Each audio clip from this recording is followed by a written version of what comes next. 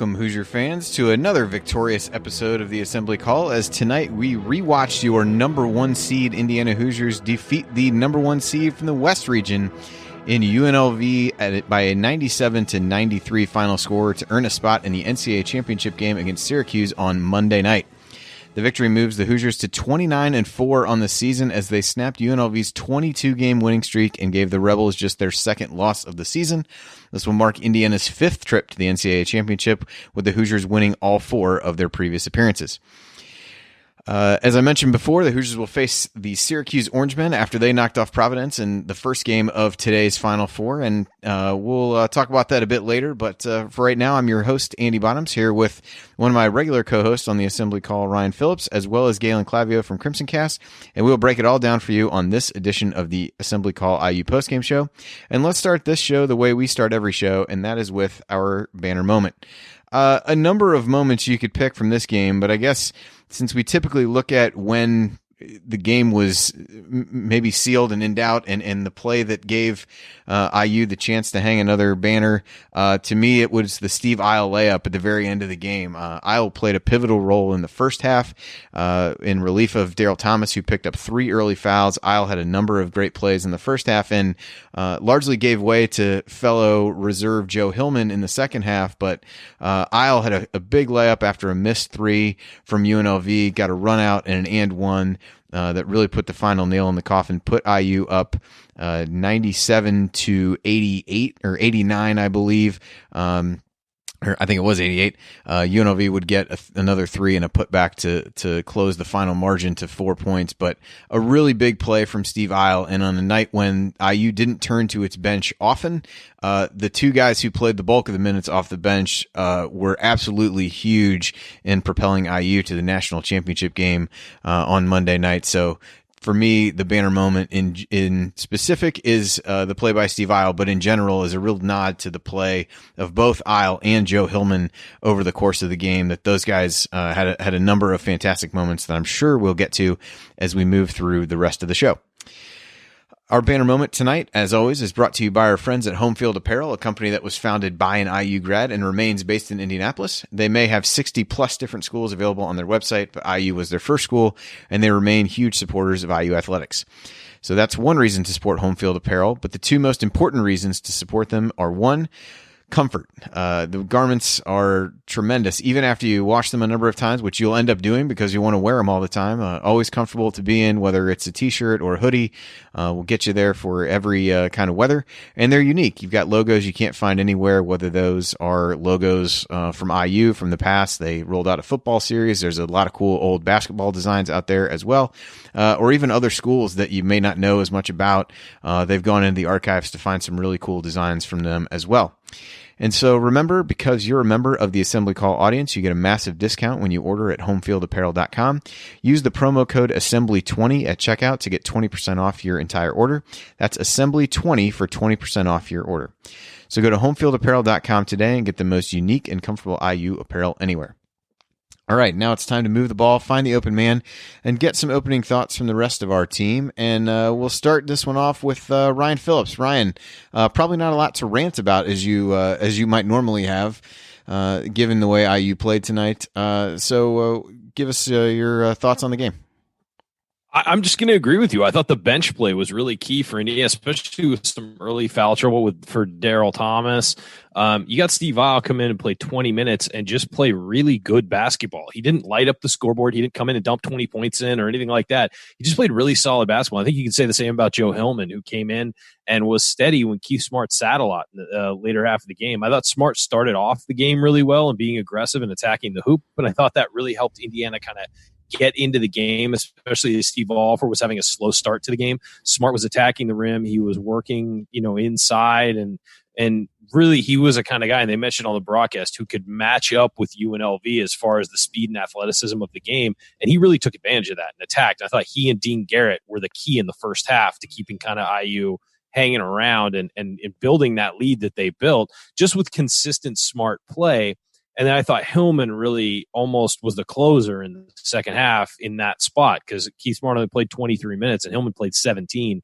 Hillman in the second half was really the guy who just steadied everybody, allowed Steve Alford to play off the ball and go through all those screens that they kept diagramming on the broadcast and get open and really helped it so that Alford didn't have to worry about bringing the ball up, didn't have to worry about guarding the best defensive player on UNLV and could focus on his offense. And that's how he dropped 33 points.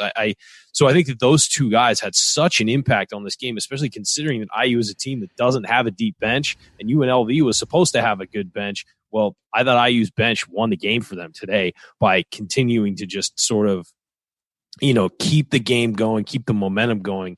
You saw some short bursts from UNLV, but I really thought the bench was able to those two guys specifically were able to kind of just steady the game when IU needed it the most. So I think those guys deserve a ton of credit. And Galen, I appreciate you not staying on to watch that IHSAA game and hopping on the postgame show with us. So that is certainly appreciated. So while you are wondering what's going on in that Marion-Richmond game, maybe give us some thoughts and lasting impressions that you took away from this IU performance. I don't know, man. I mean, they got these two kids that look awesome. They're coming to IU next year, Jay Edwards, Lyndon Jones. I mean, possible co-Mr. Basketballs. It's really exciting. But no, look, I think the thing that stands out to me in this game is two things. One, this UNLV team was ranked number one essentially all year, and for good reason. I mean, this is an athletic team. It's a team that forces you to play an entirely different system than you're normally used to playing. It's a team that plays incredibly tenacious defense. And IU was just completely unfazed by them. I mean, you would have thought that they were playing Wisconsin in like a Wednesday game in January. And, we haven't lost to Wisconsin in like 9 years at this point. So, they looked unscared. And I think that you look at a lot of the teams that have played UNLV this year and they've looked scared. And, it kind of, this goes hand in hand with that. But one of the things right off the bat that Brent Musburger and Billy Packer talked about at the beginning of the broadcast was the good defense that this UNLV team plays. And we keep hearing that over and over again. IU scored 97 points on 63% shooting with only 4 3-pointers taken, and they only hit 2 of them. I mean, this was a defensive evisceration. And so IU scored 97 points with 14 turnovers. I mean, just an incredible offensive performance, probably the best offensive performance we've seen from this IU team maybe all season. I mean, there's a couple of games in the Big Ten against lesser opponents, but on this stage, this is really a tremendous, tremendous accomplishment for this particular group of players. And particularly, you lose one of your senior leaders early on in the game, and he really is never the same after that. Daryl Thomas never really fully got integrated back into the contest. To be able to sustain that and still put up that kind of an offensive performance, I think is just a testament to Bob Knight's ability to keep his team in a groove and to the way that the offense just manufactures shots for the right people over and over and over again. So it was really heartening to see. I think a lot of people, they've been looking at this game, they've been looking at IU and saying, does Knight still have it? It's been 6 years since the last national title. Is this really a situation where the IU with its supposed lack of athleticism can keep up with a team like UNLV? No problems at all. Yeah, it's interesting that you talk about that. That was one of the first things I wanted to mention. There were a couple of stretches really at the start of each half where IU struggled with turnovers, but in general, they didn't. Billy Packer said this before the game, that IU probably would want to slow the game down if they could. And IU really came out and did anything but try to slow the game down. And I think that was a really key point in the game. They let multiple players bring the ball up the floor and really were just in attack mode. There were multiple possessions when guys would drive to the bucket early. Alford hit a big 3 off of a screen early in the possession in the first half, and they really, particularly early in the game, they tried to slow it down a bit at the end, but early in the game really tried to run with UNLV, which I think caught the Rebels a little bit off guard. Galen, you alluded to that. Were you as shocked as I was to see them come out and have that game plan against a team like UNLV? Yeah, to some degree. Maybe not as shocked. We've seen this IU team play fast and play high-scoring games against other teams this year. They did it against Iowa a couple of times. They lost one. They won one. There have been a couple other games where they put a decent number of points on the board. That seems to be the conventional wisdom that, Knight wants to play a slow-down game. But that's never been the case. I keep getting confused when I hear this in the press that, Knight needs to slow down UNLV. We've seen IU shift into overdrive when they need to offensively in the past, and I think that this was the right move. I don't know that you can necessarily slow down UNLV, because ultimately when you try to slow down your opponent, you leave yourself susceptible to fast breaks because you're trying to play a more deliberate offensive set. And I think that Knight knew if he could keep the flow of the offense in a way that he's going to trail guys back and try to cut off a fast break when UNLV is trying to spring it, if he can keep them running, he's going to bank on the idea that UNLV isn't going to be able to hit as many shots as IU because UNLV isn't going to have as good of an offense as IU. So I think, it's a bit of a dice roll. And Knight himself mentioned in the postgame interview with Packer and Musburger that he was worried his team was going to run out of gas in the last 10 minutes of the game. And I think that was a real concern. And it's kind of perverse because I think that Daryl Thomas getting into foul trouble early might have helped avoid that because it meant that they had to go 7 spread deep the minutes around as opposed to what we've seen earlier on in the season where they've generally almost just gone 6 deep and that's it. So it's weird how it all worked out, but I wasn't as shocked as some of the experts were that they decided. Yeah, if you look at it, this team went into the 80s and 90s a lot this season. A lot. It's not like it's just a few times. And when it went over 100 against Wisconsin, I mean, this is a team that is, I don't know if that's where they're comfortable playing with quotes around it, but that's where they've played. And so UNLV, a running team that puts up a lot of points. I mean, this isn't just about Indiana running with UNLV. It's also about UNLV attempting to stop Indiana's ability to score. And you look at, the shooting percentage tonight and Indiana, shot incredibly well for the game. And I'm not sure what the final percentage wound up being, but you had a bunch of guys, 70%, 60%, 70%, 60%, 70% from 2. And they only shot, as Galen mentioned, only shot 4 threes, and they were all by Steve Alford, and he made 2 of them. This was a team that can score and can shoot the ball. And you look at a guy like Dean Garrett, can score pretty much from anywhere 10 feet and in. I mean, he was taking jump shots. He was all over the place. But they were also getting layups. I mean, Callaway had a bunch of big layups in the second half. And you had Daryl Thomas getting second chance points at the rim. This is a team that can put points on the board with anybody. So the idea that they're just going to get run out of the gym by UNLV might have this high octane offense, which it does, but Indiana also has the ability to put a ton of points on the board. And so to me, going into this game, it was more about UNLV's defense because their defense exists almost entirely to create offense on the other end.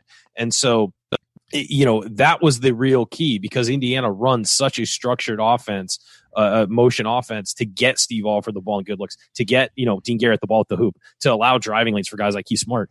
So it was really, to me, about whether or not UNLV could stop Indiana and then get out and run, as opposed to just getting out and running and hoping they wore out Indiana. That was, as Galen said, a possibility, but I think that you're right. The foul trouble early, the going to the bench, bringing in a guy like Isle, seeing Hillman on the floor a little bit, that really gave Indiana on the back end some more minutes that they could spread around and potentially have some guys fresh down the stretch. Yeah, so the other, I guess, strategy-based thing that I wanted to touch on before we hit at least one of the individual players that I wanted to talk about here was, if you look at the box score, Gilliam ends up with 32 for UNLV and Freddie Banks ends up with 38. That's 70 points. Nobody else on UNLV scored more than 6. And for large stretches of the game, IU wasn't even actively guarding at least 2 UNLV players on any given possession. They really laid off of Mark Wade, dared him to shoot. And despite the fact that he was not closely guarded, still managed to dish out a Final Four record 18 assists in the game, but made just one shot, which I think was very late in the game, and really had Alford just staying in the lane to try to double team Gilliam. So Galen, what stood out to you about IU's defensive strategy? Was it just hey, we're going to let these 2 guys get theirs and try to shut down everybody else, or is that just kind of the way that the flow of the game played out with who was making shots? Because other guys were taking shots. Gerald Patio almost threw a couple through the backboard at one point, and really every time he shot the ball, took off sprinting toward the basket as if it was going to miss, which became a pretty high percentage play. But defensively, what did you see from IU, and how do you think that led to some of the success that they had in the game, despite the fact that they gave up 93 points? Well, I think for IU, for a long period of time in that first half, it was essentially, we're essentially just going to outscore these guys because they're just not that good shooting wise on the seat. And they haven't been necessarily great on the season. And I think, when you really dig into the overall numbers of this team, I mean, they shot under 50% from the field on the year, and they didn't play that tough of a schedule. They had some decent non-conference opponents, but they've been in the PCAA, which is not a great conference all season. And, I just think that Knight looked at this and said, what really matters is the final tally. It doesn't necessarily matter who scores the points for UNLV. And I thought it was interesting that, they didn't guard the primary distributor in Wade, and they didn't really care that much about Gilliam. The 3-point shots that Freddie Banks was taking, this is still a relatively new shot in the game. And I think Knight figured, well, if he really wants to throw up 19 threes, let him. What are the chances that more than half of those are going to go in? Of course, more than half of them ended up going in. And honestly, I was starting to have some second thoughts about Knight's approach to this game with about 14 minutes left in the second half, because at that point, UNLV had come back, they'd taken a lead, IU was starting to throw the ball away, and you worried at that point that if UNLV could really clamp down defensively, they were going to be able to score just enough that IU wasn't going to be able to get back in. But at the end of the day, I just think UNLV, they survive on pressure defense, which IU knows how to break, and they survive on athleticism, and IU knows how to deal with that. They deal with athletic teams all the time in the Big Ten, and I think most of UNLV's opponents don't know how to deal with that. They almost lost to Iowa. They were down 19 to Iowa last week, and Iowa foolishly just tried to press down the stretch, and UNLV figured out a way to score despite that. IU doesn't play that way. They made UNLV play in the half court in the second half, and that's ultimately, I think, what defensively allowed IU to win the game. Well, I think it's also worth noting, how many offensive rebounds there were for both teams. That was the majority of the offense that it felt like for long stretches of the game that UNLV was getting. Gilliam had 7 by himself in the game, but then you got guys with 7, 4, 2, 2, 2, 4. There's a lot of offensive rebounds and chances to be had. I felt like, with UNLV shooting so poorly from distance, except for Freddie Banks, who got hot. What was it, about late in the first half? He started to get hot and he wound up hitting 10 of 19. But I felt like that was the way they were generating offense. And the reason why is Indiana really was laying off of guys. And when you do that, you tend to give up offensive rebounds, because as soon as the shot's up, those guys don't have a guy right there to block him out. And Wade didn't get a ton, but it felt like they were, he wound up with 4 rebounds and 2 offensive rebounds. But it felt like as soon as somebody had to locate him to block him out, you're leaving other guys. And look, UNLV is a very athletic team. So that was the only downside to the defensive strategy. But I thought it was interesting that, look, you can say they let Gilliam get his own. I just think he's good enough to go get his own no matter what you throw at him. And Banks obviously had a high, total because he hit 10 threes. He hit 10 threes. That's 30 points right there. So I felt like he was 10 for 23 overall and 10 of 19 or 12 for 23 and then 10 of 19 from 3. I think that he just got his points because he started shooting shots from all angles and guys would give him an inch and he just got hot and started knocking down shots. So I think Indiana's defensive strategy was better than maybe the result looks out. If you look at, they gave up 93 points. I just think that when you have a guy get hot and drop in 30 from beyond the arc, it's going to look a little different than what your strategy actually was. I think the real concern there was the offensive rebounds, and I think that's something they're going to have to shore up as they go play Syracuse in the championship game. Yeah, the offensive rebounds were troubling. Some of that is all the threes that UNLV took leading to some long rebounds. Sure. Was there. But yeah, I just thought the decision to basically play the Wade's man in the middle of the lane, pretty much regardless of what was going on, to be an interesting one.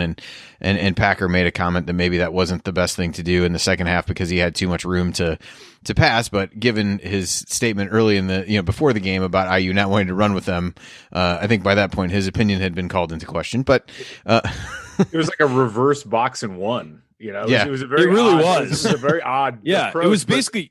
5 guarding 4, and then there's another guy out there. That's essentially what it was.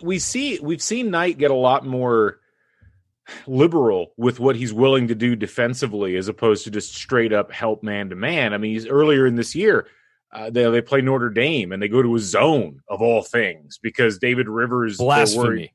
I know, it was crazy. It was one of those things that I don't think anybody thought was possible. But Knight has been known or becoming known to adapt just a little bit when he sees an opportunity. I think with Wade, he thought to himself, well, is it really going to be worth it to take somebody away? Now, you could argue that it didn't make that much of a difference because IU, as you mentioned, Ryan, they gave up 21 offensive rebounds in this game. They let their opponent score 93 points, and yet they won by 4. So at the end of the day, it works. Who knows if they had played a more straight-up man-to-man, if that might have yielded a larger win total or a larger win margin. It's hard to say. Yeah, and the one thing I'll say with Gilliam, he had 26. If they would put the time up more regularly on these games, I would have known exactly the time. But probably with about 12 to 14 minutes left, he had 26. So he only scored 6 the rest of the game. I do think he was a guy that looked a little bit fatigued at various times. And that leads me to the one player that before we take a break, I wanted to talk about, and that was Dean Garrett. His performance on a number of levels was really important for IU. The numbers themselves are really strong with 18 points and 11 rebounds, a couple blocks. But the big number for him was 2 fouls. And in a game where there were 49 fouls called across both teams, he was maybe not the one guy, but he was one of the guys that IU could not afford to get in foul trouble. And when basically everybody in the first half ended up with 2 fouls, he picked up his only first half foul really late. And then in the beginning of the second half, when IU was really struggling, it was really Garrett and Alford that pulled IU through. He had a putback, even a play in the first half where UNLV had gone on a bit of a run. Alford's waiting at the scorer's table to come in. Garrett hit a big 10-foot jumper to stem the tide. He just made a number of really timely plays, if nothing else. And you look forward to the matchup against Syracuse on Monday night. They've got Ronnie Cycli, they've got the freshman and Derek Coleman to account for. So Garrett will be a guy they really need to step up big in that game as well. But Ryan, we will certainly talk about Steve Alford and his 33 points in the game were really impressive. But I thought Garrett's performance, just like I said, in the timeliness of some of his plays and being able to make Gilliam work on both ends was really, really important for IU. Yeah, and I think he established himself early too. I thought it was he and Smart really early that kind of got things started for Indiana when Alford was sort of struggling and figuring out what UNLV was doing against him defensively. And then I thought in the second half, I thought you were right. I thought he helped close the show just by being strong in there. He made 4 out of his 5 free throws as well. I mean, and a lot of them timely. 11 rebounds, 4 offensive boards to keep some plays alive and finish at the rim. And I think that he had a tough assignment with Gilliam, and he was able to just at least, he didn't play him to a standstill. Gilliam obviously scored more and all that, but you're right. He occupied him and kept him busy on both ends and probably wore him down as UNLV looked very tired at the end of the game. And I think that a telling sign of how well he played, even, he had 18 points where Alford had 33.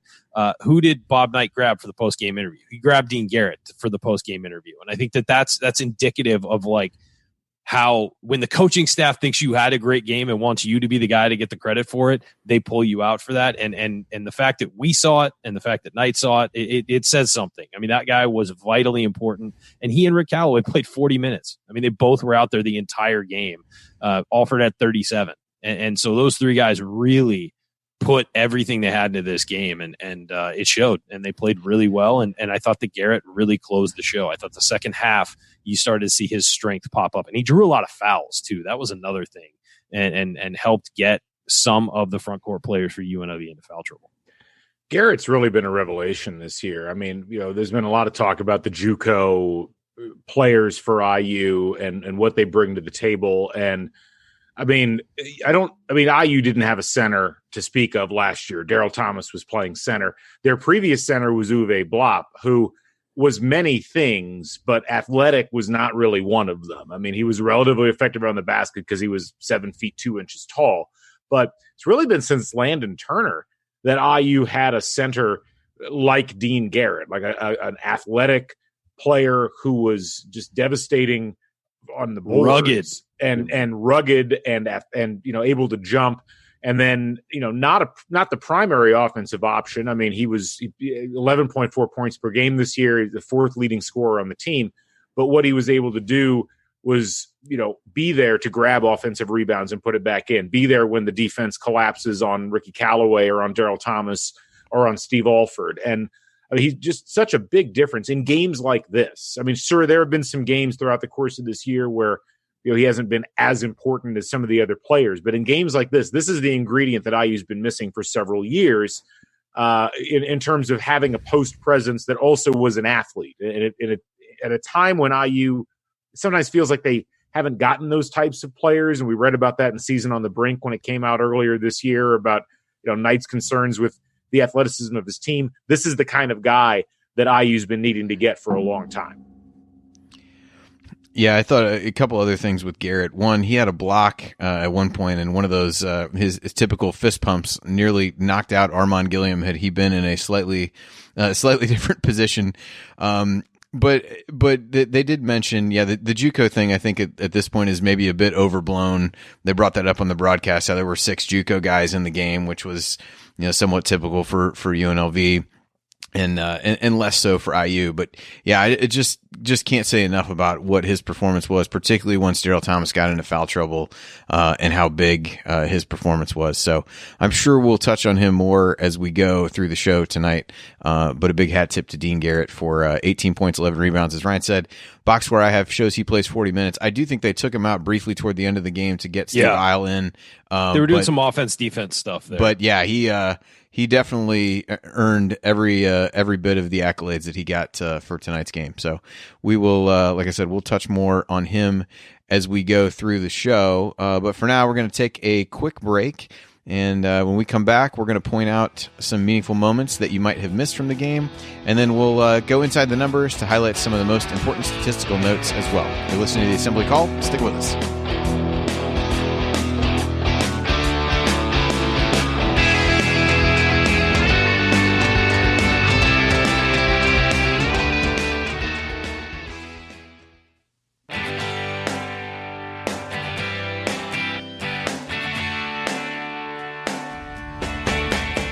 This is Jordan Halls, and I never miss a shot or an episode of the Assembly Call.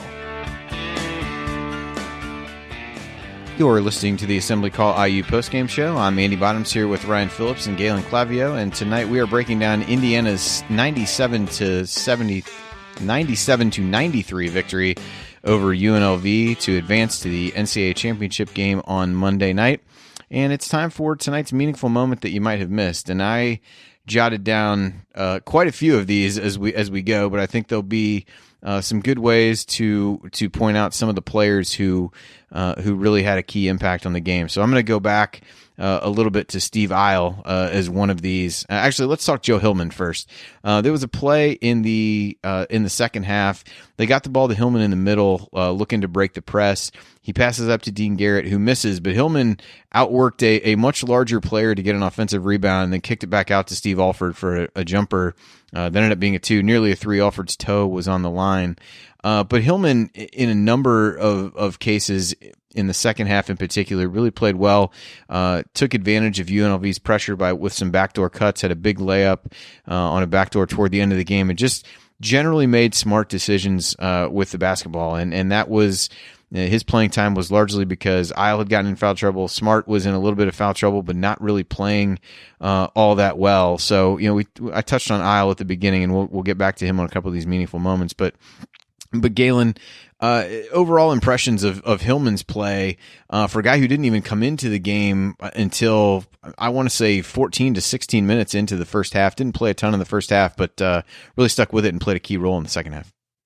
Yeah, he did. And, I think that the thing to remember about Hillman is that he has been really the only backup at guard all year for this IU team. I mean, the amount of minutes that Alford and Keith Smart have played throughout the course of the year have been pretty sizable. And I mean, Joe started a couple of games, I think 4 or 5 overall on the season, but he's just in there to kind of steady the ship to a large degree. And I think you saw a similar performance by him in the LSU game last weekend when they needed a steadying hand. In that case, it was more, due to Rick Callaway going out with a knee injury and being out for 4 or 5 minutes in that contest.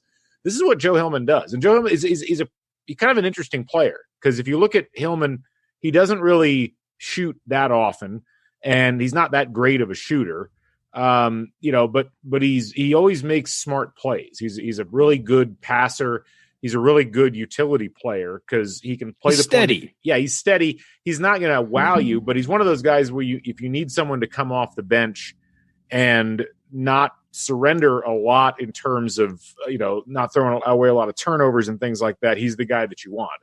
And so, I think it's exciting because when you look at Hillman, his he was out all last year I think he was redshirting last year, and he's made solid contributions. And this is a relatively thin IU team. This is one of the thinnest IU teams, particularly in the backcourt, that we've seen in a while. And every minute he plays is a crucial minute, and tonight was no exception. Ryan, any overarching thoughts on Hillman from you?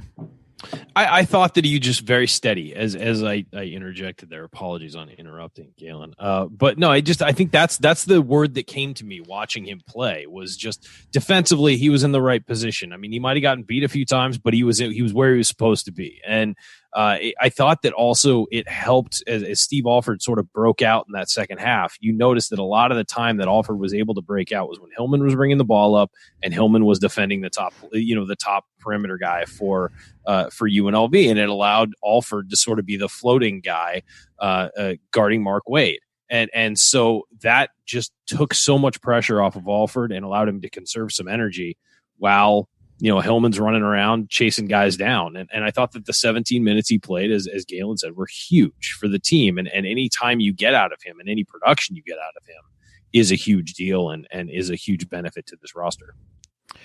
Yeah, so the other guy I wanted to touch on was Steve Isle. He came in much earlier in the game than you would have anticipated, but with Thomas being left in with the 2 fouls and then getting called for a third foul on a charge, Isle immediately came in and paid dividends. Got a tip in on one of his first offensive possessions, picked up a big defensive rebound in the next possession after. There was another play later in the half where he had good help defense. It led to a Dean Garrett block. He makes a save falling out of bounds after a missed free throw.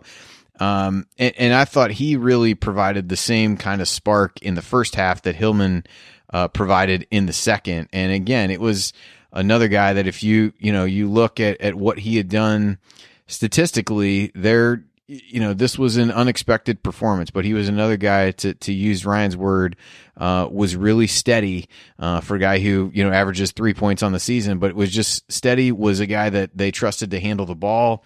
And if you look at the 7 guys who played the bulk of the minutes for IU tonight, there were times that 5 of them were bringing the ball up the court. The only 2 who really didn't were Daryl Thomas and Dean Garrett. And I think that speaks to Knight's confidence in those guys. But Isle's performance to me was definitely a surprising one and really came through immediately. Galen, did you see anything leading up to this that made you think this was possible for Isle, or was it kind of an out of left field performance as it felt like to me? Isle's been a really strange player to watch over the course of his 2, almost 3 years now in Bloomington. I mean, people forget this is a guy that started 14 games his freshman year. He started more games as a freshman than Dan Dockage started as a senior co-captain in 1985. And, you'd look at that and you say to yourself, oh, this is a guy we expect big things from. And then last year he started 1 game, didn't play very much. This year, he's played more, certainly. He's certainly played more minutes than he played in 85, 86, but he didn't really do a whole lot in those minutes. He doesn't shoot that often, and he doesn't score that often. And I think you saw a lot of that tonight where that wasn't what he was in there for. He was in there to essentially soak up minutes and make little plays and try to facilitate for everybody else. And I think that's, when you look at a guy like Steve Isle, I think you see the DNA of a lot of Bob Knight teams from, the course of his 16 years at IU, where the whole idea is, look, when we're fully functional, if we've got 5 guys that can all contribute at once, and I think you could, go back to the 76 team, probably the 81 team, then great. But most of these teams aren't built like that. They're built on a couple of guys who are top level and then a bunch of, guys that fill roles and try to figure out how they can be effective players without overdoing it in the course of a game. And I think for Isle, he came in, he didn't turn the ball over. He made some good passes. He had made some shots, which is relatively unusual for him. And he just didn't take anything off the table. And that's what you needed in that situation if you were going to be IU and you were going to survive Daryl Thomas going out with fouls like that. And you got essentially almost a perfect game out of Steve Isle, 3 for 3 from the field and 5 rebounds in 20 minutes of play. That's more than you're expecting to get all across the board from Steve Isle. Yeah, so one of the other meaningful moments, this goes back to the first half, but there was a inbounds play. They basically threw it over the top to Keith Smart, ended up getting a layup there. And I think it was early enough in the game where you put the fear of that into UNLV. Smart, as Ryan had mentioned earlier, played a lot better early in the game, did have a turnover early, but scored a decent number of points, most of his points in the first half.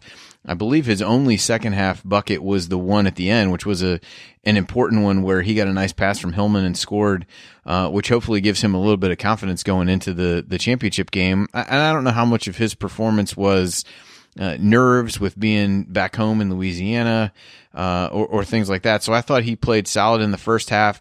Picked up a couple fouls late in the first half that really positioned him.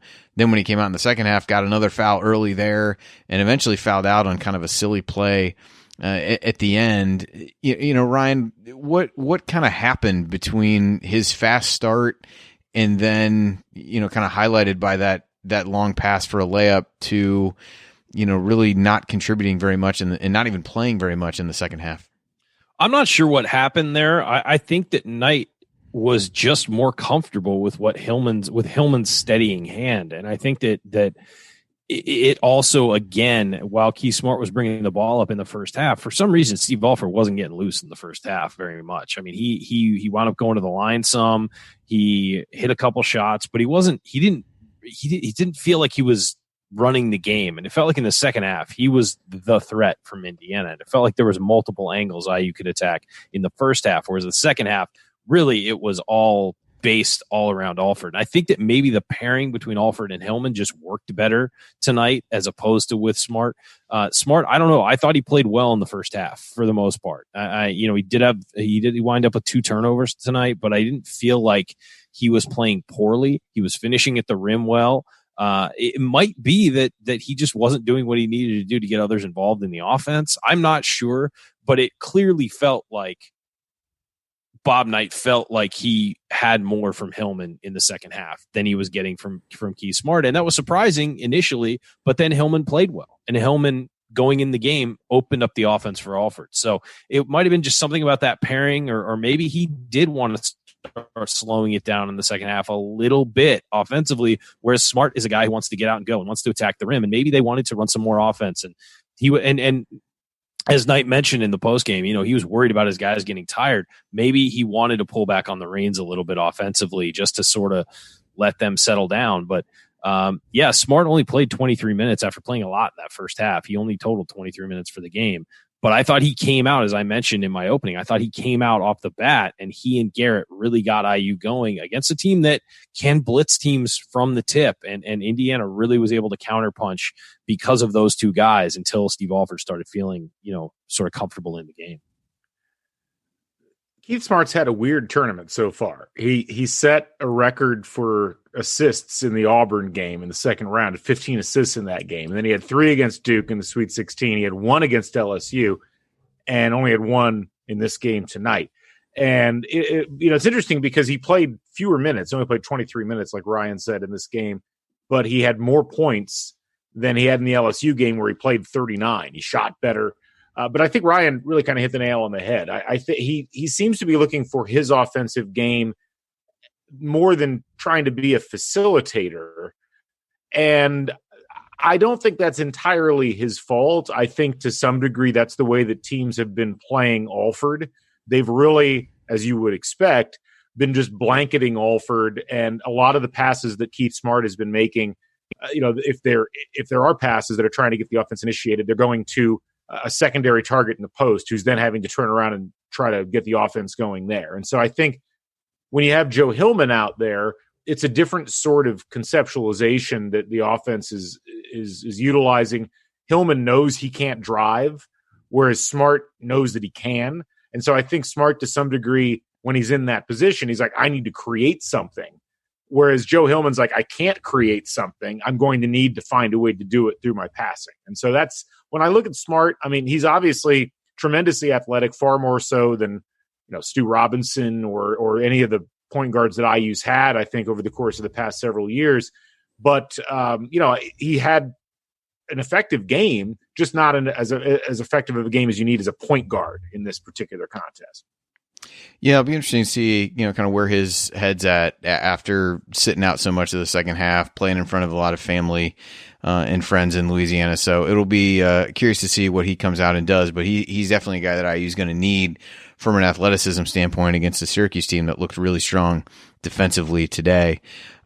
So with that, let's transition into stats. And I guess we'll use this to talk about Steve Alford. And it's odd to think that we've been sitting on here for 40 minutes and have referenced him, but not really talked in too much depth about his performance. He ends up with 33 points, 20 of those coming in the second half. As I think Ryan mentioned earlier, was the only guy on IU to take a three-pointer, hit 2 of those, including one as part of a 4-point play. Was 8 of 15 from 2-point range and 11 out of 13 from the line. Surprisingly missed 2 free throws 2 in a row. I know it was that was stunning, but still ends up with 33 points. And I mentioned both he and Garrett at parts of the second half really carrying the load. He made a number of nice baseline jumpers, a leaner that went in, and he's a guy that is easy to, I guess, in some ways take for granted at this point in his career, that you know what you're gonna get from him. He's the focal point of IU's offense, and also the focal point of opposing defenses. But I thought he struggled early in the game, but then he scored 7 quick points, ended up getting a second foul and got taken out. But I thought that stretch really got him going. And then in the beginning of the second half, when IU wasn't doing a whole lot well, he scored the first 4 points for IU. Then it was Daryl Thomas got a dunk.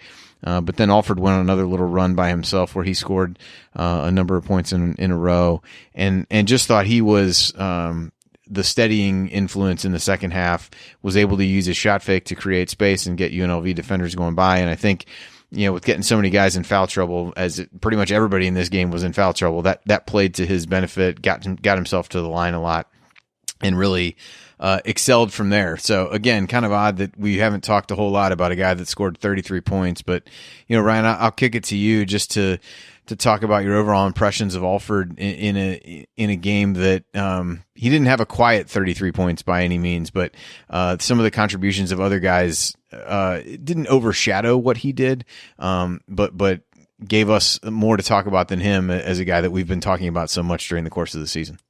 Yeah, I mean, Steve Alford getting 30 or 33 in a big game is not earth-shattering news, but I thought that he was really good, especially in the second half at attacking. And you saw him doing a lot of, his work off screens and his work, with ball fakes and just creating angles for himself was phenomenal.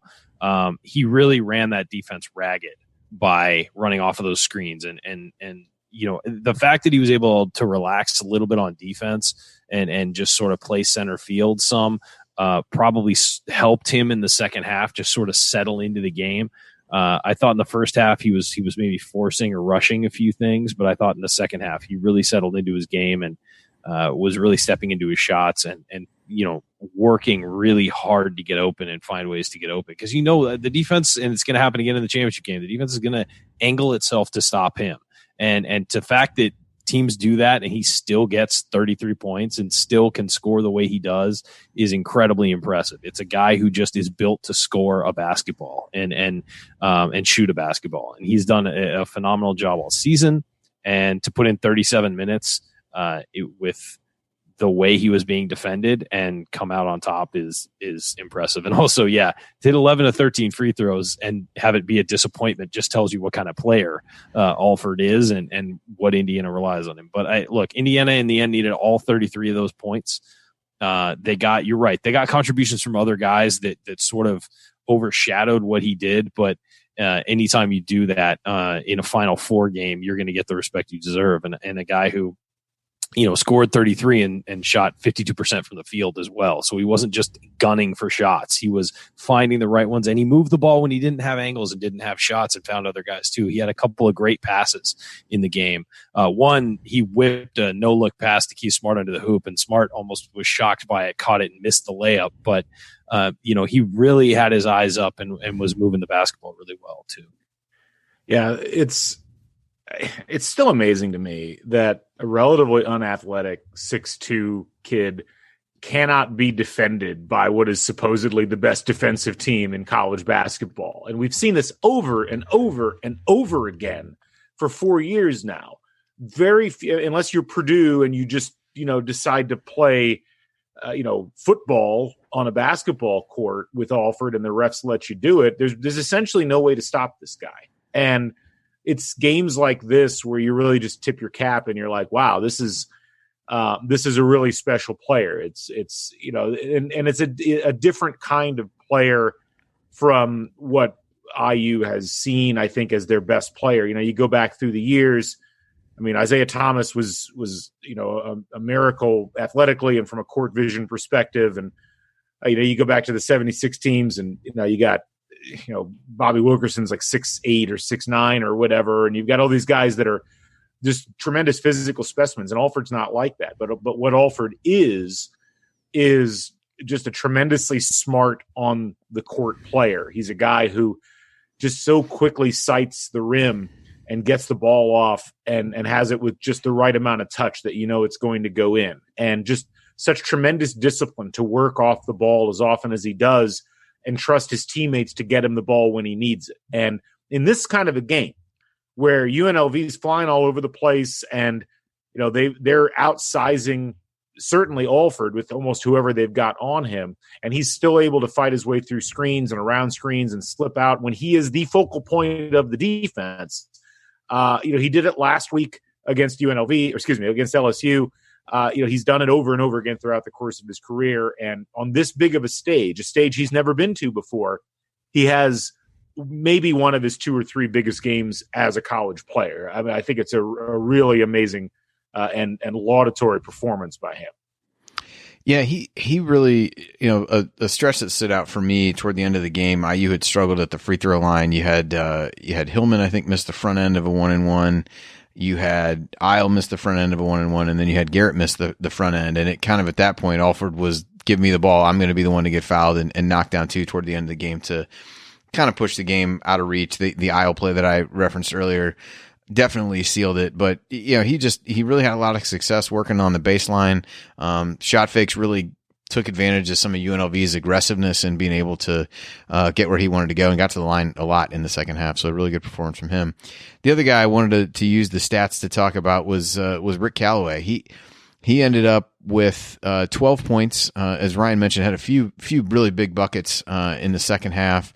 That were there. 12 points, led the team with 6 assists. We talked about Smart not having a ton facilitating. It was Callaway who had 6 assists on the game, and also second on the team in rebounds with 6 rebounds as well. So for a sophomore playing in that kind of game, playing 40 minutes, and I think he truly did not go out 1 second of the game. I thought it was a poised performance from him, hopefully a sign of what he can grow into as a player, but, a little bit understated maybe compared to some of the other guys. But I really thought a couple of big plays from Callaway. Galen, any other thoughts on him? Well, and I mean, with the injury he suffers last week in the LSU game where he's down on the floor and can't get up again, and they have to take then him he out. And goes down again in this game, and everybody, luckily he's mouthing it's a cramp, but everybody's heart's in their throat again with that guy. I mean, and he's playing with a knee brace that if you took it off and hit someone with it, they might get knocked unconscious. I mean, it's enormous. It's crazy, and yet he's able to maintain that level of athleticism and that level of lateral movement. It's funny because we talked about Keith Smart not having that many assists in this game. We talked about Joe Hillman stepping in for a little bit. Rick Callaway had 6 assists in this game. He was the secondary distributor.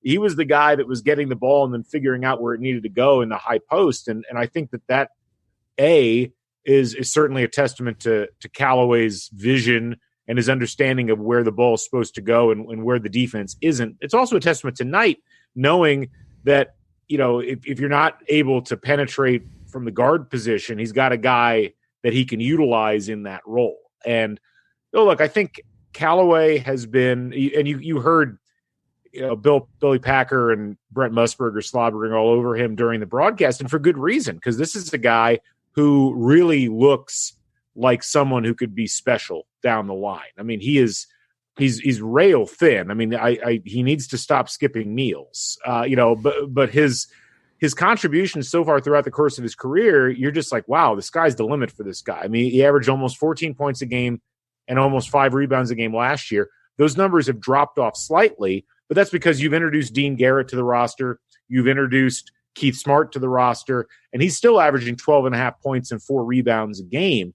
And he is such a key part of this team's offense. And you saw that in the LSU game, like how important he was throughout that game and certainly down the stretch. When he's on and when defenses back off him a little bit, he presents such a frustrating dynamic for the opposition, because the way that you set up to stop Steve Alford leaves Ricky Callaway open. And that has been, I think, the big difference between last year's team, where he was still kind of growing into that role, in this year's team. And it's why this year's team has won 29 games so far. So let's a couple other team stats. I think we've touched on a couple of the ones that stand out the most to me. One was the 3-point shooting. I mean, we touched on this earlier. UNLV takes 35 3-pointers in the game, makes 13 of them for 37%. IU takes 4. And I think some of that goes back to, in some of the cases, the threes that UNLV took were shots that IU wanted them to take. And there were times when and there were times when IU, I think, had threes, but felt confident that if they worked a little bit, they could get a better shot for them. And so I think that was important. Overall, the shooting percentage for IU was 61.7%. They made 62.5% on twos. Unbelievable. Versus UNLV shoots 42.7%. Now, the offensive rebound numbers that Ryan talked about play into that as well. IU, again, makes more free throws than its opponent shoots. They were 21 of 28 versus 10 of 19 for UNLV. So those are a couple of the team numbers that stand out. Ryan, did I steal one of the ones that you had, or did you have something else? Well, the team shooting percentage was great. I figured you'd get that, but the fact that 4 of the 5 starters shot over 60%. And the other one was Alford, who shot 52.6%, but also got to the line 13 times to sort of make up for the missed shots. And then off the bench, Isle with 3 of 3, Hillman 3 of 4. So you had 7 guys who shot the most, over 60%, other than Alford. And again, Alford was at 52.6 and 53% on twos. So Indiana just shot the ball ridiculously well. And part of that, it's not just they were out of their mind shooting. They weren't making crazy shots that just happened to be falling. They were taking good shots, and a lot of them within 15 feet. Most of them within 15 feet, and even more than that within 10. So I think that really is the takeaway from this game offensively, is that Indiana was just taking great shots and not forcing shots. And you'd see a guy run in for a layup, maybe throw it up a little crazily, but he didn't do that again. You didn't see Indiana fall into a pattern of forcing anything. They found good shots. And you mentioned the offensive rebounds. I mean, 21 for UNLV, 10 for Indiana. Indiana has to clean that up. I know we mentioned that earlier. They have to clean that up if, going against Syracuse. That cannot happen in that championship game. Galen, any numbers stand out to you?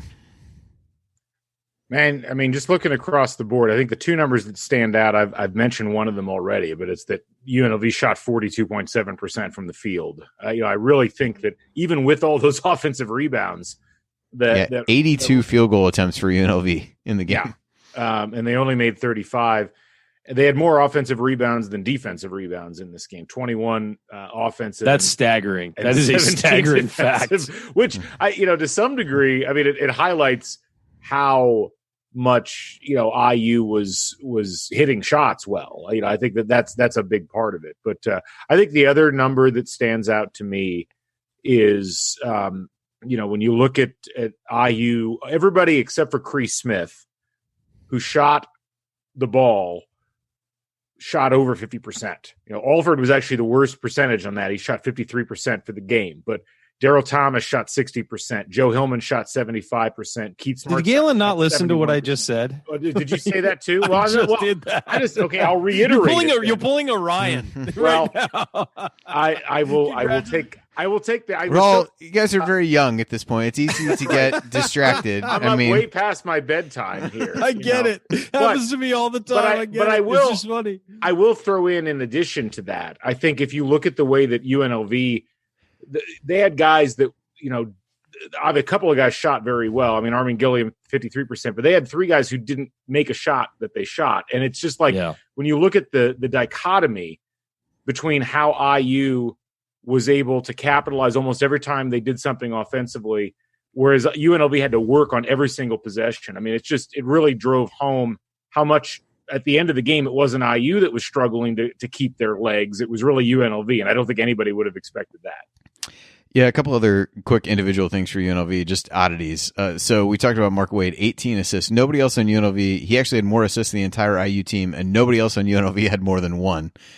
The other was Gerald Patio, 2 of 13. I still maintain assists are like the most overrated stat in basketball. But anyway, let's continue. Yeah, I agree with you. And Gerald Patio, 2 of 13 from the floor. There are times that you'll see guys who look really confident and think the ball's going in every time that they shoot it. Gerald Patio is the exact opposite of that. He would get into basically a dead sprint at the basket as soon as he shot, anticipating a miss, which more often than not, for a guy that was 2 of 13, was the correct move. So it was a little jarring to see the way that he kind of went about playing that. in a dome can be rough on jump shooters if you're not used to it. So that's what I think was going on with him. He just did not look comfortable at all. And they talked him up as a big shooter before the game. And he was the one that Tarkanian said he can't do anything but shoot. And I mean, he didn't live up to that billing during the game. Yeah, exactly. All right. Well, coming up on the assembly call, we're going to hand out our game balls, and we'll talk about what age the best and the worst from this game, and then try to put it all into the proper historical context. That's all next here on the assembly call. Stick with us.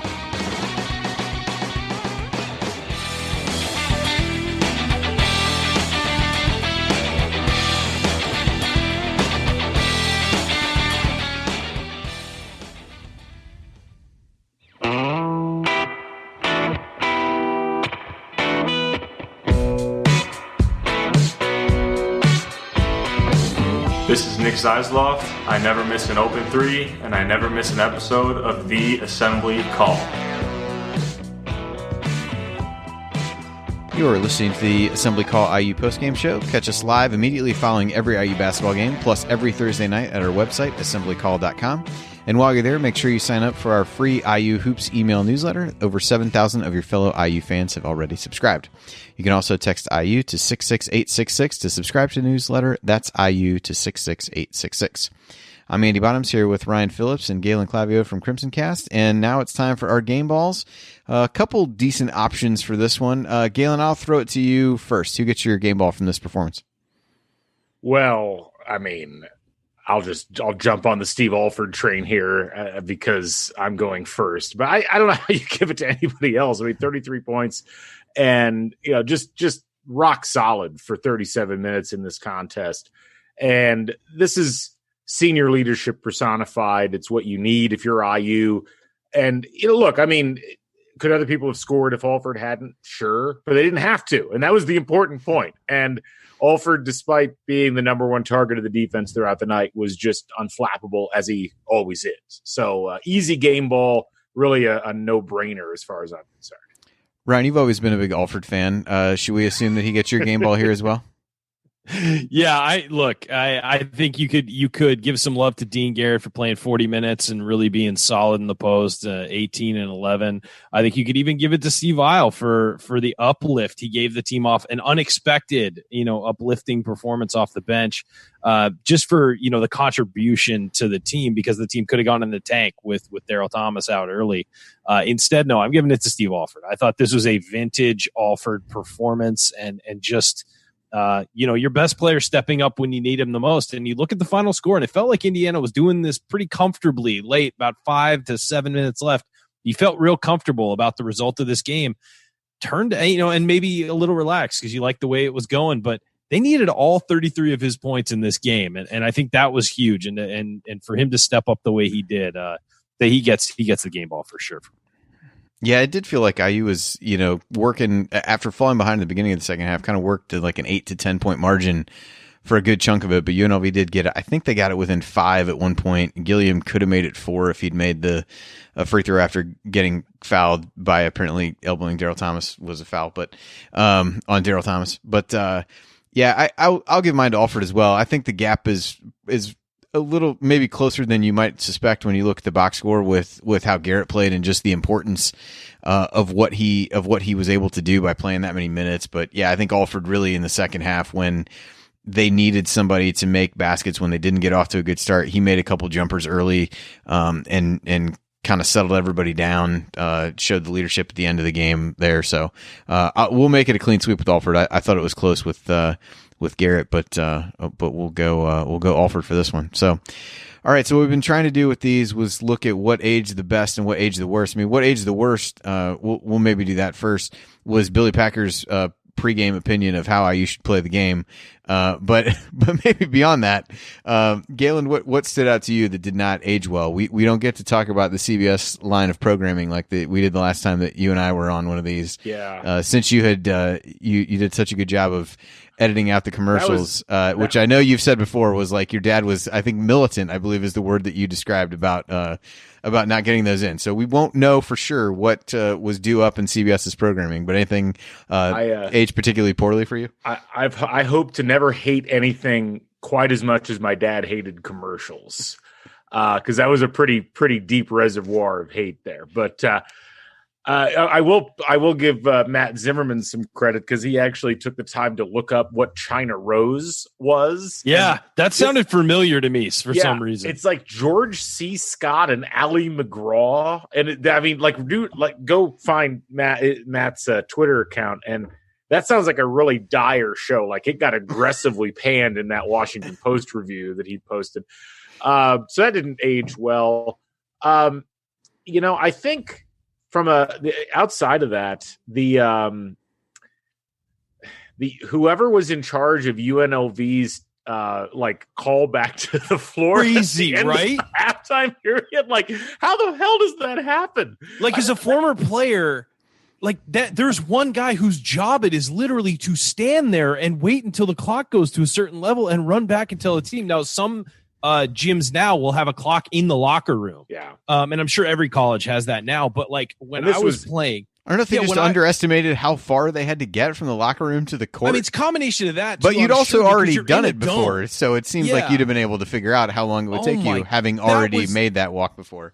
That was mind-blowing to me that like you don't have a manager standing there watching the clock and like relaying to somebody else who then relays to the team, hey, we got to get out and warm up. I mean, that was wow. Like I couldn't believe that. Yeah. And so that's still every time I forget about it sometimes. And then I go back and I watch this game. And I was like, oh yeah, that's right. Like the team almost didn't come out for the second half. And that really has aged incredibly poorly. So yeah, those are my main things. By the way, was Jim Nantz a teenager in this? It's crazy. Well, that's the thing. I mean, this didn't so much age badly, but like you had young and slim Jim Nantz. You have young and slim James Brown. And you had young and still kind of not attractive Jim Boeheim. Like the Boeheim interview was incredible. He's talking about how much he loves their man-to-man defense, and I almost threw something at the TV screen. Yeah, he actually seemed remotely likable in that scenario, which would come to not be the case at all. Yeah. How about Mike Krzyzewski looking like? How about catching Mike Krzyzewski like blowing a bubble? Like, of all the things, come on, let's help our guy out here a little bit. Yeah, those are good. He's still just a former Bob Knight assistant at this point. That's what I think is the most hilarious. Like this is pre-blossoming Mike. Well, hadn't he taken Duke to a Final Four at that point? The previous year, that was the Dave Villas, Mark Allery, Johnny Dawkins team, and then they obviously lost this year. But this would have been the start of that. Is Duke actually going to win a title, or are they going to be like the Marquette under Al McGuire for many years thing, where they just keep knocking on the door and never make it? Because they wouldn't win their first title for another 4 years after this. They won their first one in 91. Yeah. Was that Providence team that made the final? Was that a Rick Pitino team? That was Rick It was. Pitino. Billy Donovan was the star player. right? Yeah. Yeah, that's what I thought. Delray Brooks, former IU player, was on that team. That's right. Yeah. Oh my gosh. And then he got the Knicks job like the next year, I think, right? Yeah. After that. Yeah. Yeah, no, there was just some stuff where by the way, how hard is it to watch a game? It's amazing how we're conditioned now without the score and the time and the shot clock on the screen. I had no idea how much time was on the shot clock. Because there were times where I'm like, that's this a game shot. It rarely got close, but yeah, you're right. I know, but I was thinking like that's got to be a shot clock violation. Like there was one where a guy tipped a ball and he ran into the corner and they passed it around and they got tipped again. I was like, this got to be a shot clock violation. And there's just I had no idea. It was just so weird. Well, I joked the one time earlier in the show about like I was trying to see because I knew how many points Gilliam had for the game, and they're like, he's already got 26. I was like, oh, what is this? They wouldn't even put the clock up every time they showed the score. Sometimes it would be just the score, but no clock. Sometimes it would be both. But it was, that's God bless graphics people who came up with that finally. Like that person should be put in every sports hall of fame. Like, yeah. I mean, because you look at what a novel idea. So now. So you think people would want to always know what the score and time is of the game? Well, and every game has that now. Every sport, every game has a score and a clock in the corner. Whoever started that trend is a hero. So I got to say, I'm not as bothered by it as you guys are, and I don't know why. I think it works really well in football because I like knowing time what's going on in football. It doesn't bother me as much in this because it felt like when they needed us to know when there was time on the clock, they would show it. And I think the reason they didn't show the shot clock in this game was I don't know if the shot clock ever got under 20. Yeah, that's fair. Like they were just firing. I'm just used to it. Yeah. You know, there were a couple things for IU that did, but yeah, I don't know that it ever would have gotten. I'm not sure it ever got under 30 for UNLV. Yeah, no, I mean the thing with the time and score, I could deal with it not being on the screen constantly if they were like after a couple possessions they put it up and like showed you. Just to update you what's going on. I mean, Galen, how many times have you watched this game? How you pretty much 30, you probably 40. know what the score is at every point in that game. Oh yeah, I use up 7 right now. It's like because you lose track, and so it was just I'm also I watch sports for my job all day every day, and I'm just so used to having it there as like a reference point. It is kind of weird to get into the weeds. Like UNLV went on a 6-0 run at one point. I had no idea who was up by what. I will say this: the lack of shot clock and the fact we didn't see it, and the fact that there's a great quote. I forget which book it is. It might have been Season on the Brink. That it's like the postscript that talks about this year because this was the first year the second year the 45-second shot clock, and Ricky Callaway's in practice and he's worried about the shot clock and Knight says something like, Ricky, don't worry about the shot clock. The SOB never goes off. And it to some degree was true. Like there was not, I don't believe, a shot clock violation in this game. There were very few. And to me, if you want to talk about what's aged the worst, it's actually in this game, the offensive competency of the players, it blows most of the players today out of the water. Like their knowledge of where they were and what they were supposed to be doing, the offensive systems. It's one of the things that we debate a lot on Crimson Cast is, the idea that it's not the shot clock that's needed as much as it is a change in refereeing and also a change in the way that players are taught the game. Because, man, throughout the 80s and throughout the 90s, at least the first part of the 90s, players just knew what they were supposed to do on offense by and large, at least among the top teams. And I feel like you just see that less and less now. Everything is so, minutely controlled. There's no plays being called, certainly not by IU in this game. It's just like, go do what you need to do. You know what you're supposed to do. And they're just running offense. And they're all on the same. The big thing to me is they're all on the same page. Yeah. They all know what they're supposed to be doing, and they all know what the other guys are supposed to be doing. Yeah. So they know where to look for each other. I rewatched. We did the rewatch of the LSU game from 92, I think 91 or 92. I think it was 92 against Shaq, and they just all knew exactly where each other were going to be. They knew, okay, what they're giving us. We know how to diagnose this, and we know we need to attack there. And there it was a short corner. They attacked a short corner for 25 minutes of that game. And it's just they're all on the same page. And I think the things that stood out to me about this was the big men could all shoot. They could all shoot from 10 feet and in. Gilliam, that foul line jumper twice in the first half was just without hesitation, rose up and shot it. I mean, to be fair, that dude played in the NBA for this is fair. This is fair. Few years. Yeah. No, but I mean, and the big men could shoot. The athletic guys weren't just athletic; they had skills as well. They weren't just drive in and dunk it or lay it in. But I also thought that the interesting part was no matter who it was, even if it was your athlete, even if it was your deep guy off the bench who has no athleticism, even if it was this guy, that guy, whatever, they all knew they were all versed in the offense, and they were all versed in okay, we're attacking the free throw line now. Let's get it to Garrett there and let guys work off of him. Okay, let's get it to Alford off these two screens when he's going to come around. We know to swing the ball to this perfect spot. You're right. It's just there was a level of basketball intelligence. And by the way, how many times did you guys see somebody pass up a semi-open shot for a better shot for somebody else? Yeah. Nowadays, it feels like if a guy gets a semi-open shot, he's taking it because, you may never, maybe you won't get it again, but it feels like they catch the ball. They might have a window to take that shot, but they realize the next guy down the line on the swinging the ball or whatever will have more room, and they passed it up. And that was the most impressive part to me, is that guys were, passing it along and keeping it going and keeping the chain going and not being selfish about getting their own shots up.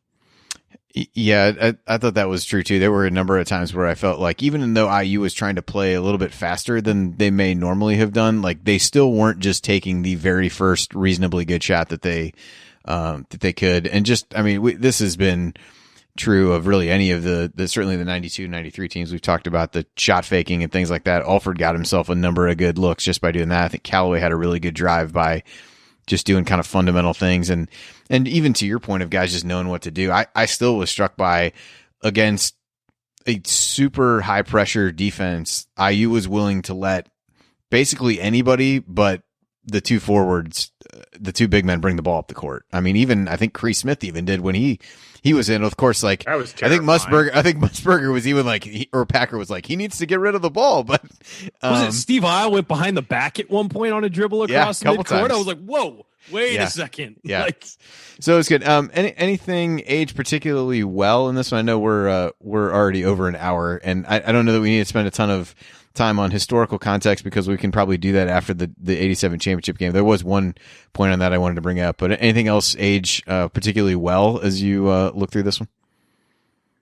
Well, there might not have been a better minute and a half summation of the Bob Knight philosophy on running a basketball program than that interview that they shot at halftime. That little montage. You had talked about, hey, let's take the Bob Knight encyclopedia and condense it into a leaflet that we'll hand out at the corner to its basic Kirkwood. roots. That was so that was fun to watch. I'll say this, and this is going to sound weird, and I might get some pushback for this, but it's pretty common to hate on Billy Packer, and Billy Packer's got he's got a bad tone of voice. He sounds smarmy, but man, that guy was a really good basketball analyst in the 80s. He was pointing things out that you were not noticing. He was bringing interesting things to the forefront. He was not afraid to call coaches out.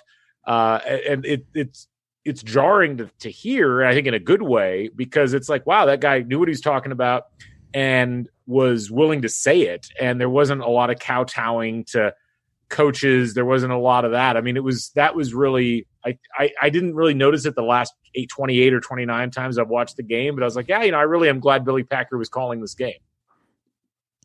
Ryan, anything else for you? I mean, I just thought it was fun. I think, what aged well? The 3-point line aged well, I would say. Whether or not you like it in the game or its influence on the game, this was the first full season with the 3-point line, wasn't it? I always get 86 and 87 confused, but this is the first time. Kind of. This was the first year that the NCAA had a full year of the 3-point line. Right. One of my favorite little mini trivia questions is, in 82-83, the Big Ten had the 3-point line for the whole year, but it was just a conference rule. And there were conferences were experimenting with it. And that was the year that I think Whitman and Kitchell both shot 40% from three, and the Big Ten immediately pulled the rule for the next 3 years. Yeah, because it was unfair, right? But this was Alford shot had like his first 52% 52%. Yeah. Yeah, Yeah. it's ridiculous. Unbelievable. And think about, and I know this is brought up all the time in Indiana circles, but think about if Alford's career, all 4 years he'd had the 3-point shot, how many points he would have scored. It's insane to consider that. But no, I think that the 3-point shot changed the game in some ways, as it did take away that mid-range jumper, because it's, if you're going to shoot from there, why not learn to shoot the three? And it took years for that to happen, but eventually it did. And no one shoots mid-range jumpers anymore. And I thought it was actually kind of beautiful basketball seeing guys be able to shoot at 10, 15 feet tonight. You know, and big men and small guys kind of finding little areas. And Alford shot a lot of mid-range jumpers in this too. And his shot was, you know, as fantastic as we remember. But I thought that was something that was interesting, that the 3-point line existed, but Indiana didn't try and exploit it in this one. And I know they had at different times during the year, but with such a great shooter, you would think, you know, they would be hammering the 3-point line. But again, people weren't used to it. So that was an interesting aspect of this, is that the 3-point line existed, but it wasn't the focus that it is now. Yeah, so you know, Galen, to go back to your Billy Packer point, I think I noticed it as it was happening, but I didn't really kind of pull it out when you said it. But yeah, he was pretty critical of some of the Tarkanian substitutions. Even when Knight was trying to get Alford back in, was really like, he needs to take a timeout. He's got this group out here. He's trying to get Alford back in, and you know, Knight ends up end of the game. He's got 4 timeouts, which they used a couple getting trapped on the sideline. Garrett ended up making a big shot. It didn't matter, but he definitely was not afraid to talk through some of that, which was good. And you know, Musburger like immediately said the point spread before anything had really started about who was Noticed there. That, did you? And he kept calling them Vegas instead of UNLV or Las Vegas. So you know, what do you Vegas with a big play? So real quick on historical context, and then we'll kind of wrap things up. I think, you know, we can kind of talk about what happened from this season going forward after we do the 87 championship game in a little bit. Yeah, I thought one of the things, though, this is always a game that's pointed to with Knight, just in terms of his coaching acumen and being able to do something that was maybe unexpected, and just the right buttons to push. I feel like this is a game that is often cited with that. And Galen, you mentioned something about this earlier, where, you know, you're a few years removed from the 81 championship, and this was potentially the first group that would have gone through without winning a Big Ten title. They had taken care of that at that point, but it was, you know, obviously how the tournament would end up was a big feather in his cap as well. But I always feel like if there's a list of games that people point to really talk about Knight, this is almost always one that comes up. Yeah, it's the short list is always this game, the 84 game versus North Carolina, and you know, I mean, there's probably one. The UCLA game in 1992 is probably one that makes the list as well. But this was really, you know, it was interesting because it was 16 years into Knight's tenure at IU, and he was, I think, this was still when IU was on top of the world from a college basketball perspective. Like this was the empire period for IU basketball under Bob Knight, and this was the kind of game that you felt like going in, you had a better chance of winning because Bob Knight was coaching the game. And this is why. And, you know, I mean, look, it's ironic because, you know, as you guys mentioned, the 3-point line, that combined with the shot clock ended up being the agents of change that would eventually wear away at the edges of what Knight had done coaching wise. You know, you figure, you know, it had been 15, 16 years under one set of rules, and in a 2-year span, 2 major rules ended up changing. And so, you know, it didn't make him he was still a great coach afterwards, but the perfection he had maintained in terms of understanding how the game was coached started to have to change. And I think that other coaches kind of figured it out, Krzyzewski being a great example, a little bit better moving forward. But this is one of those apex games for Knight. And I think that, especially when you consider how talented 76 and 81 were, this was not as talented a team, and yet they still pulled off a really impressive victory in this game. Yeah, and I think you couple that a little bit with they made a lot. We talked about this earlier too, with bringing in JUCO guys, and it was kind of like maybe Knight's changing and trying to adapt to different things, which was really needed with this team to get more athleticism on it. But but still hadn't strayed so far from the, just being a great X's and O's and strategy guy. And this game kind of pulled all that together a bit in that way. So we'll touch more on the context of this particular team and kind of what would happen in subsequent years. Cause it was kind of a little bit of an odd group because you knew you were losing Alford, who had been the focal point, but you did have Garrett and Smart. And so I think people were probably a little bit unsure of what things would happen from there. You're losing a transcendent player who had been such a big member of IU, but I think with the way that it would play out, eventually there was enough there to maybe give yourself a little bit of confidence between that, and then you obviously had Edwards and Lyndon Jones coming in. So we'll touch on some of that after the '87 championship game for the sake of time on this one. So just a quick reminder, we are not quite at the end of our rewatch series. The next one will be on Monday night. We're going to do all 3 championship games, not all 3 on Monday, but we'll be starting with the 76 championship game, IU Michigan on Monday. I believe that's Coach Ryan and Chris, if the schedule that I had is still accurate. So if anyone wants to join us for that, details there at assemblycall.com/rewatch. And then next weekend, we'll do the 81 and 87 championship games to wrap that up. So you are listening to the Assembly Call IU postgame show, and remember that because you're an Assembly Call listener, you get 20% off of your entire order at homefieldapparel.com with the promo code Assembly20. So if you want a great deal on the most comfortable and unique IU apparel that you'll find anywhere, go to homefieldapparel.com and use the promo code Assembly20 for 20% off your entire order. All right, guys, it's time for last call. And Ryan, I will throw it to you first. Final thoughts on IU's 97-93 win in 1987 over UNLV. That was fun. UNLV basically number 1 all year, IU in the top 5 all year. Those are dream matchups you hope for in the Final Four is 2 top level teams with top level players facing each other. And it was a classic Steve Alford game. I mean, you look back at some of his biggest performances, and that's got to be right at the top.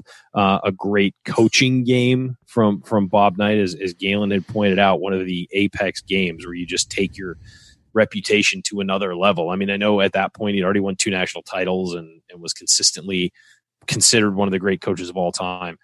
He's already at that level, but that's a game where you just put your stamp on it and say, nah, even better than you thought. And guys like Dean Garrett, Keith Smart, Steve Isle having a big game, Callaway playing 40 minutes. I mean, it was really a fun game to watch, and it was really fun to see those guys all kind of just, playing at their peak and beating a team that a lot of people said they weren't going to beat. And so really an interesting game to watch from a strategy perspective. And it was just a blast. And so thanks everybody for tuning in. And thanks Galen for, helping facilitate with your VHS skills and, but appreciate everybody coming along for the ride on this. These have been really fun. And of course, for a guy like me who didn't get to IU until 2003, going back through the archives and watching some of these games and watching the games and then watching the post-game shows and participating in them has been a blast. All right. Yeah. Well, thanks, Ryan. And Galen, final thoughts from you. Real quick, the 87 tournament thing is like that whole stretch. Frankly, it's like if IU basketball is the Beatles, this is like the White Album. Like, it's great. And they've just had so many different types of games throughout the course of the tournament. And they won in so many different ways. They got so many different contributions from so many different people. It was just really, really outstanding. And I loved watching this whole stretch of games, particularly these last, the Duke game, the LSU game, the UNLV game, and then the Syracuse game. I grew up with essentially a tape that had all 4 of those games on it. And I watched them over and over again as a kid, and it still brings me a lot of joy. It's a great book of basketball, essentially. Like, it's great to go back and watch how the games were played, not just IU, the way that the teams that they played the game as well. Just brings me a nice, warm, fuzzy feeling inside, Andy. And I appreciate you guys having me along to be able to talk about it. No, it really has been great, and these were. it's been fun to rewatch some of these games because of some of the interviews the Hoosier Hysterics guys have done, because they've talked to Smart and Garrett about some of these games and some of the things that happened, and it's been fun to kind of remember some of the things that they talked about. I think Joe Hillman was another guy that they had talked to, and so like putting some of their comments into the context of the game and what had happened has added another layer of it to me. And this is one that I always, one of the first things I did when Big Ten tournament got canceled, I had taken that Friday off, and I was just like, well, I'm just going to watch some old games. And this was one of the first ones that I queued up, just because it was, I was 8 at the time. We talked about this before we went on.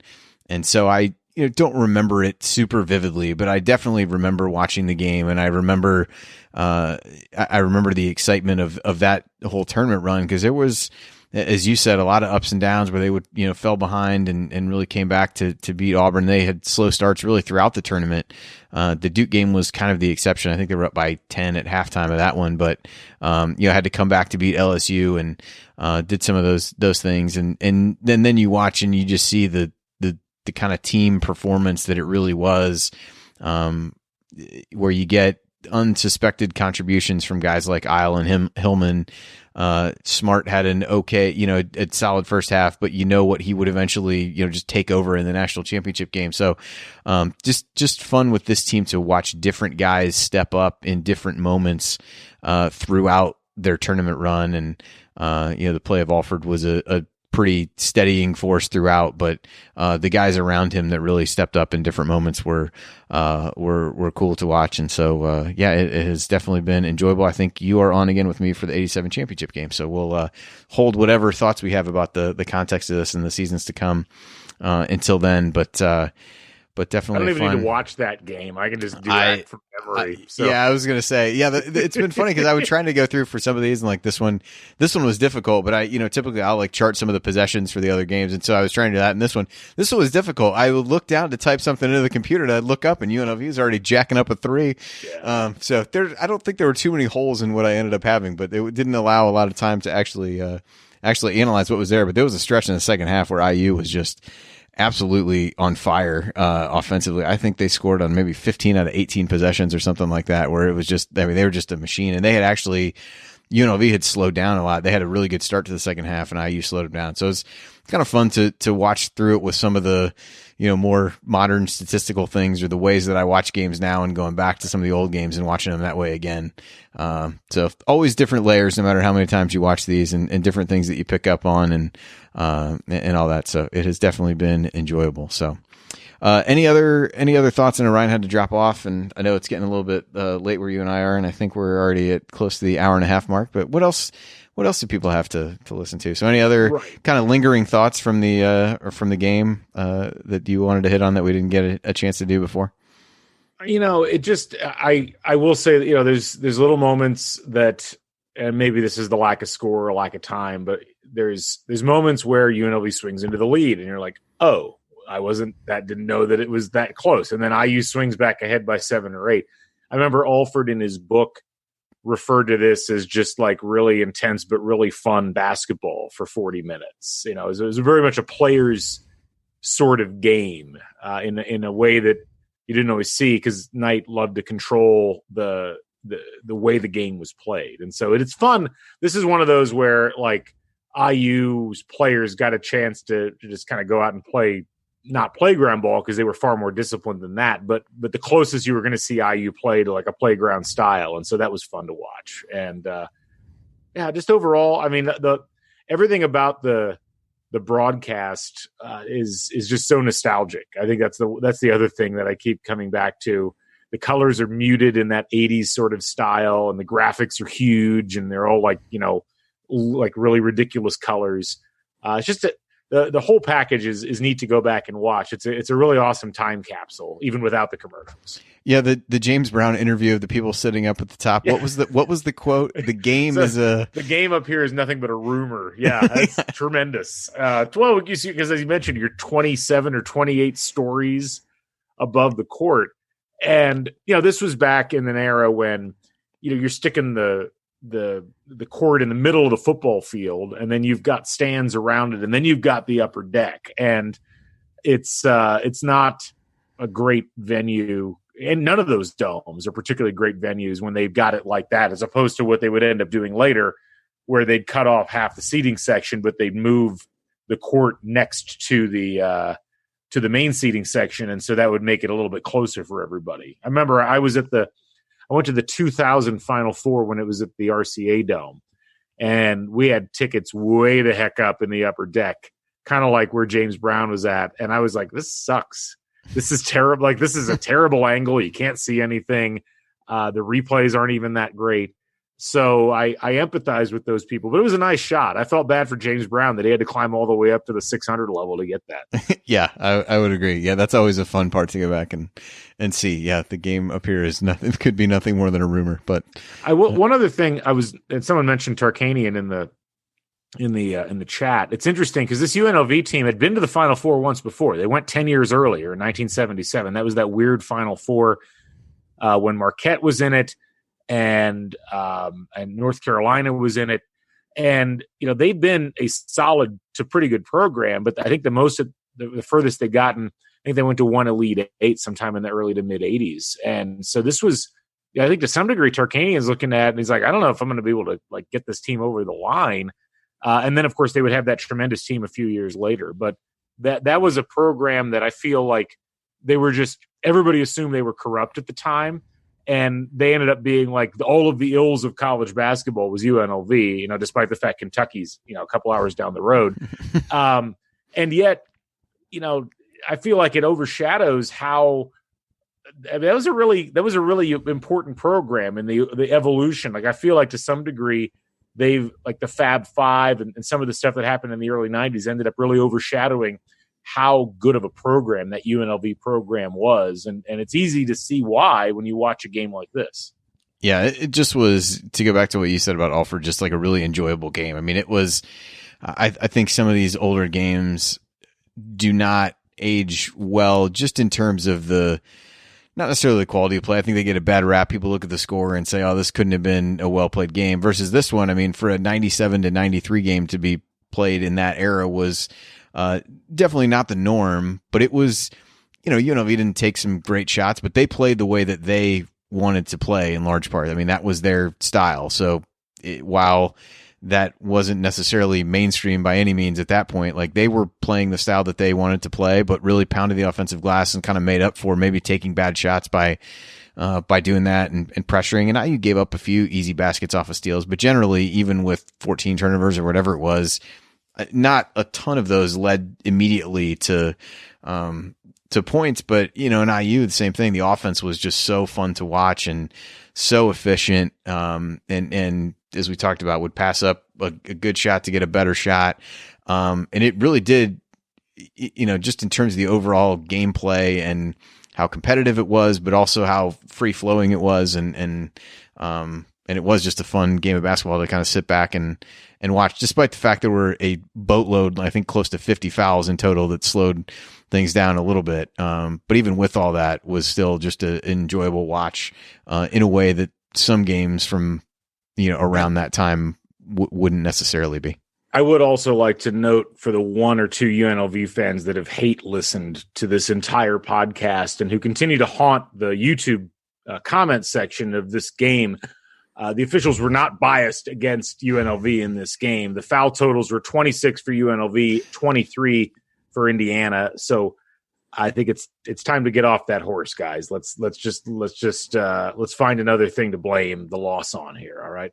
There we go. Yeah, because and they fouled a few times at the end to put IU on the line. So really, up to that point, it was relatively even. But anyway, so all right. Well, I will. I think we'll wrap it up from there.